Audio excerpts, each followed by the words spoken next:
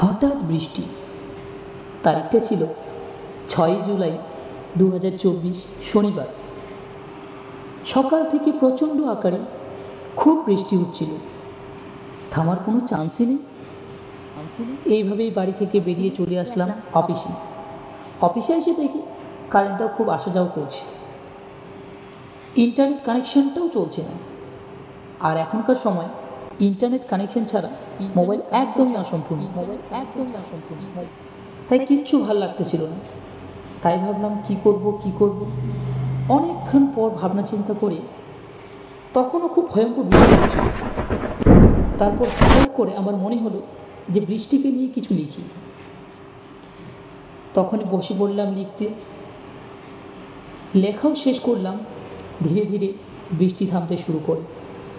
সময়টা ছিল সকাল 11:30 নাগাদ। ইতি হঠাৎ বৃষ্টি। মনোজিৎ রায়।